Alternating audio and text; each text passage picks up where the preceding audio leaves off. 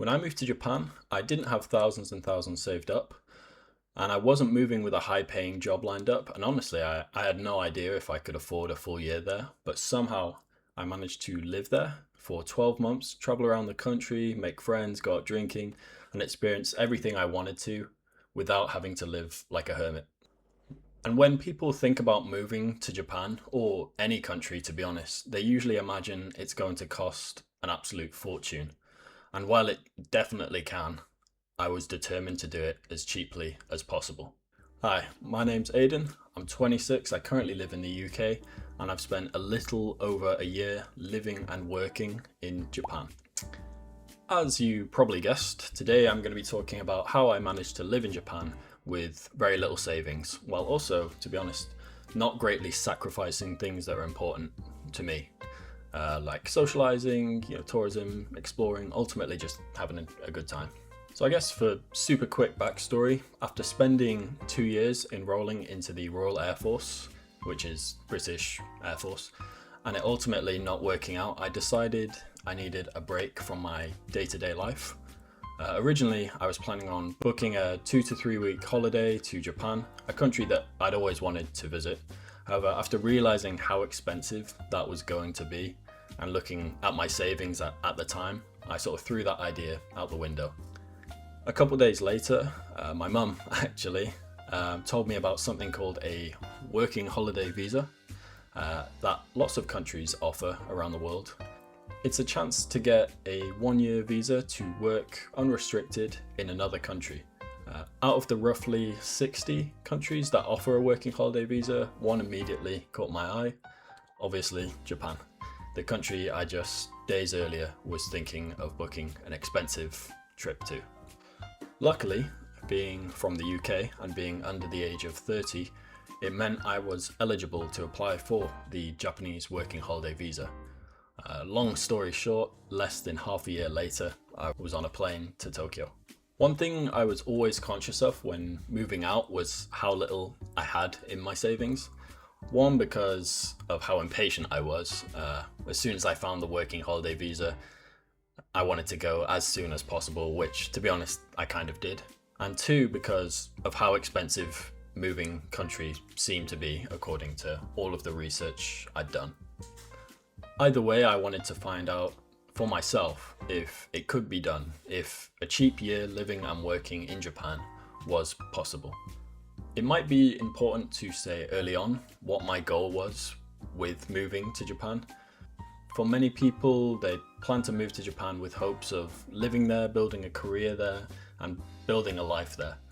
However, for me, I just wanted a year to experience this, amazing country, explore some of the lesser visited places, and make some friends and memories along the way. What I'd say is, if you're serious about building a life in Japan, I wouldn't recommend moving to Japan or any country really with little to no savings and with as little sort of preparation as I did. But if your plan is just to have a fun sort of year in Japan, maybe this video is going to be kind of helpful. Anyway, I'm going off topic. So this is how I lived in Japan for a year on a budget. So step one started before I even moved to Japan. Step one was booking the flights. I made sure to do this at one of the cheapest times of the year, which at the time I went was November. I still think now it's November or January maybe. So already I was saving money before I'd even step foot in Japan. And I think especially nowadays with fuel prices and everything, it's really important to save money on the flights. If you go with a Chinese airline, which in my experience has been great, and if you go off-peak times in the year, you can save literally hundreds of pounds or dollars or whatever.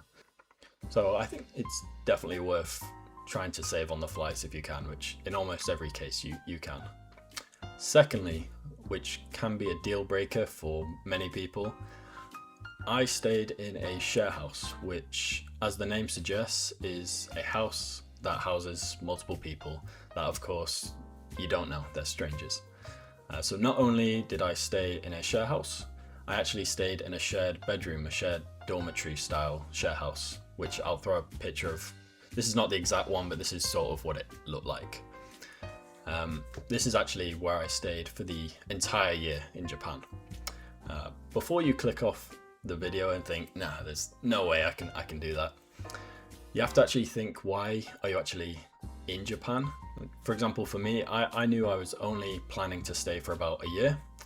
So why would I want to spend that valuable time just chilling and relaxing at home? I can literally do that anywhere. I can do that back home. I can do that here. So I wanted to make the most of every minute I had in Japan, going out, exploring, meeting friends, etc.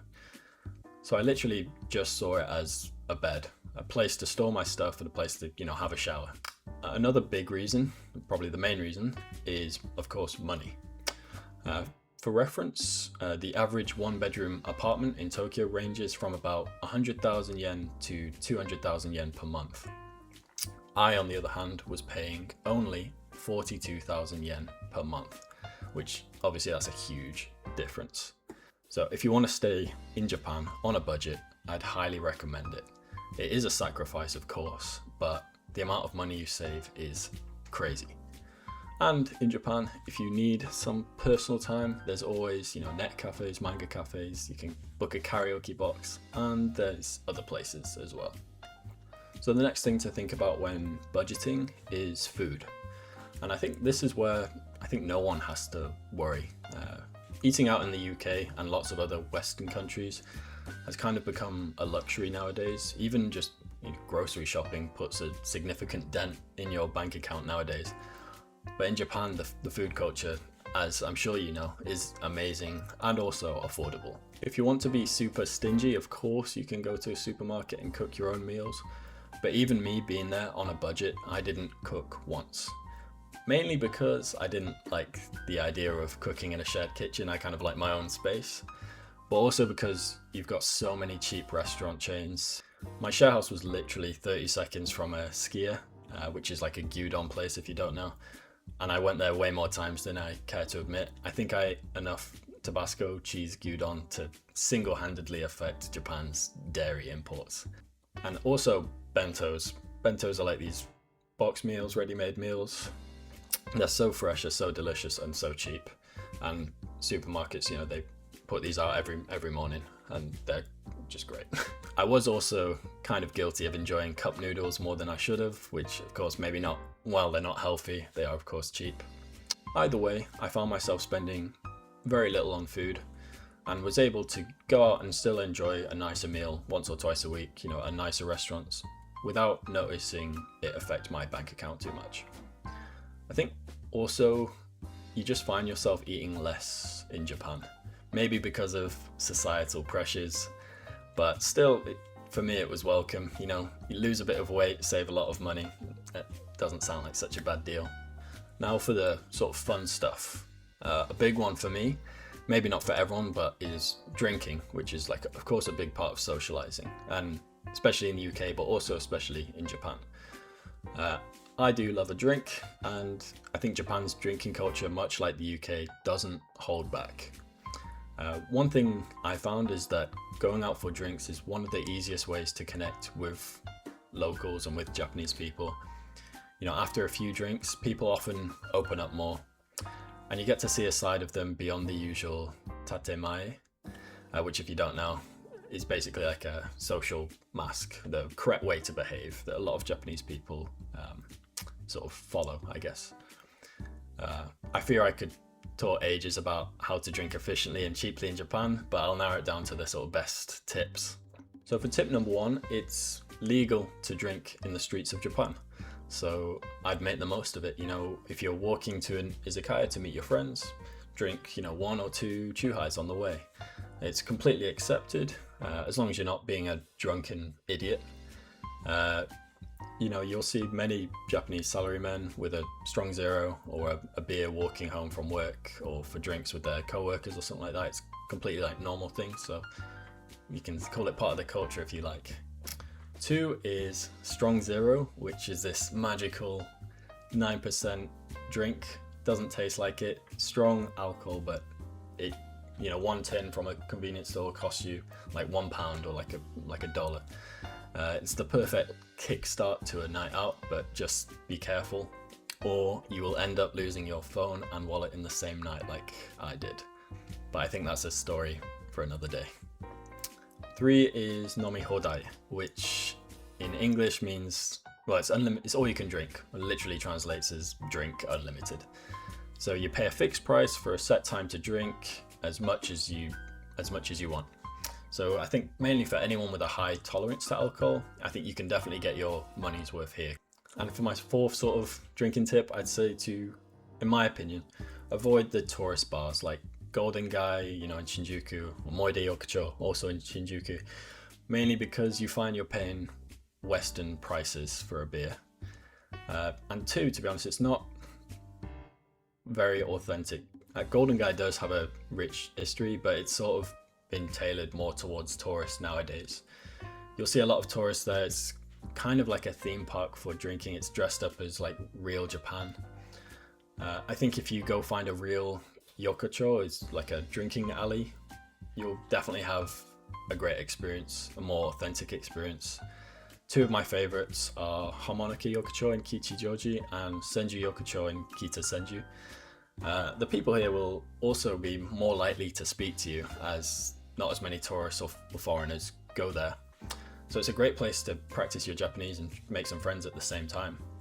Last point on drinking, because otherwise this will just turn into a drinking video. Go to the izakayas and sort of venues that the locals go to. Get recommendations from real Japanese people. Don't go where Stacy on TikTok, who's just spent a 2-week holiday in Japan, recommends, because it's just going to be full of tourists and it's not going to be authentic. Okay, so away from drinking now.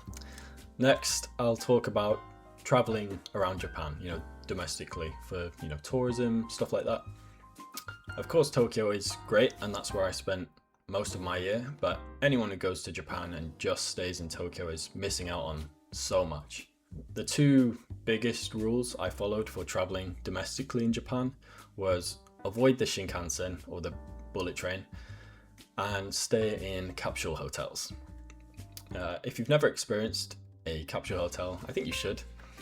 And also, if you've never experienced the Shinkansen, you should.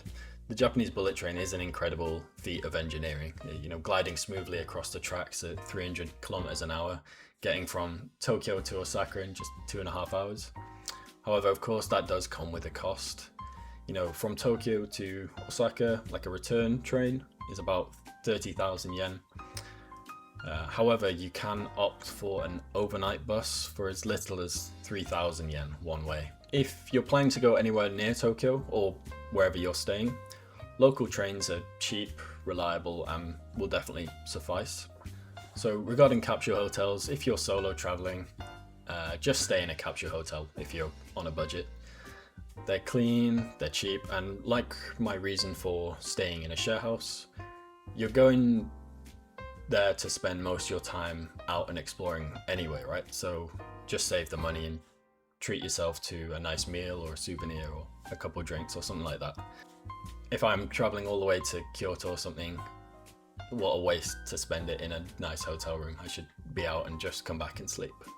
Also, something I did was I made sure to find the best times in the year to travel. For example, avoid the big Japanese holidays like Golden Week, where the prices are just through the roof and everywhere's just completely like chaos, so busy. So to wrap up, through all these budgeting methods, I was able to live in Japan for the whole length of my visa while working only about 30 hours a week, which is quite low in Japan.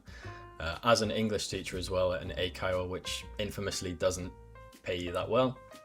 I was able to make good friends, still go out, travel around the country, eat great food, but most importantly, if I was to do it again, I wouldn't change anything. And also on that note, I genuinely think if I hypothetically moved out there with more money in my savings, I don't really think it would have improved the quality of my experience at all. If any of you have any further questions, I'd be happy to answer them in the comments. If you're looking at moving to Japan yourself for a couple months or a year, I wish you all the best. Ganbatte ne.